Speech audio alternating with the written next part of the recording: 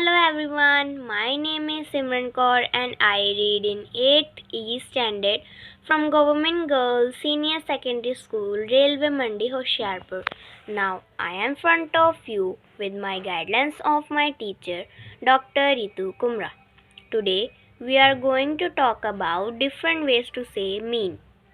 And these words are mean, unkind, nasty, uncharitable, mingy, and odious are used in sentences.